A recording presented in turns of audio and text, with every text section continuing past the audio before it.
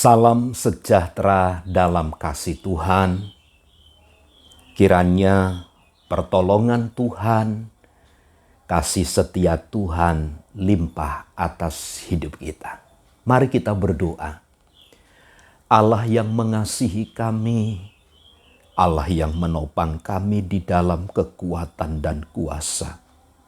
Pujian, penyembahan, ucapan syukur kami naikkan kepadamu. Kami akan mendengar dan merenungkan firman-Mu. Mohon kemurahan dan berkat serta hikmat Tuhan melawat kami. Dalam nama Tuhan Yesus.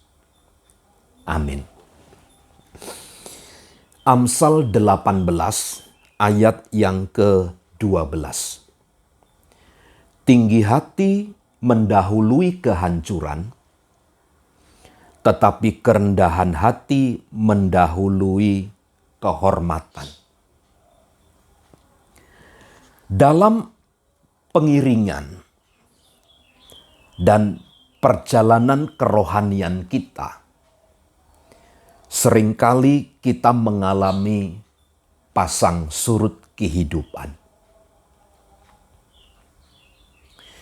Sebagaimana yang dicermati oleh Salomo ketika dia melihat, ketika ia mengamati perilaku atau tingkah laku manusia yang ada di sekitarnya.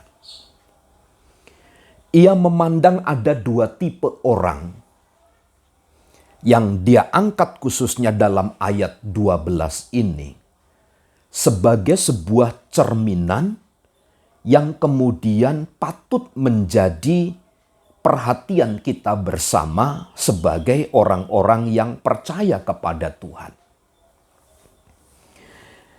Tinggi hati mendahului kehancuran. Ini adalah cara seseorang menyikapi, cara seseorang bersikap tentang apa yang dipercayakan oleh Tuhan kepada hidupnya. Tinggi hati mendahului kehancuran. Mengapa orang tinggi hati? Kemungkinan besar orang yang disebut ini adalah mereka orang yang memiliki segala sesuatu. Atau di dalam ayat yang ke-11, dia menganggap bahwa apa yang dipercayakan oleh Tuhan itu sebagai sebuah tempat perlindungan yang aman. Tentu orang yang demikian pasti pada akhirnya akan menimbulkan tinggi hati. Menganggap diri bijak, menganggap diri mampu, menganggap diri bisa melakukan segala sesuatu tanpa ada campur tangan Tuhan. Tetapi bagi orang-orang yang tinggi hati, Salomo memiliki satu penglihatan yang tajam bahwa tinggi hati itu mendahului kehancuran.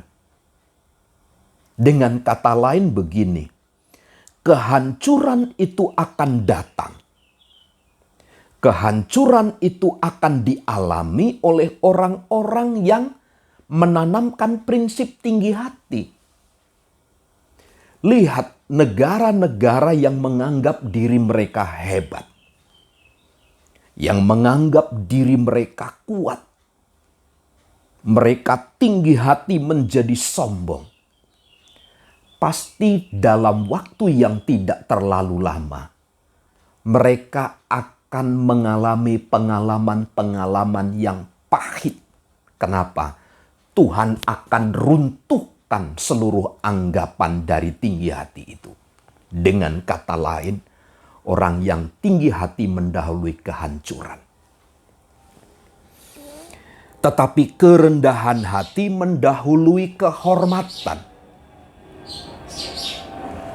Di dalam kitab Injil, pengajaran-pengajaran Tuhan Yesus yang begitu agung dan mulia, dia sebut begini. Kalau ingin menjadi pemimpin, menjadi tuan atas sesamamu, mulailah menjadi seorang pelayan bagi sesamamu. Pelayan itu adalah tindakan yang sebuah aktivitas, sebuah kegiatan yang dianggap rendah. Tetapi yang dianggap rendah oleh dunia, dipandang oleh Tuhan, ditempatkan oleh Tuhan sebagai sebuah tempat yang mulia. Karenanya, tetapi kerendahan hati mendahului kehormatan. Orang yang rendah hati, orang yang mampu menerima segala proses, segala bentukan yang datang dari Tuhan, maka orang yang demikian mendahului kehormatan. Jadi ada cara pandang yang berbeda. Jangan kita membalikkan fakta ini. Kita mengejar selalu kehormatan. Pasti kehancuran yang akan kita terima. Tapi kalau kita mengejar kerendahan hati, ketulusan, kemurnian, kehormatanlah yang akan kita peroleh pada akhirnya.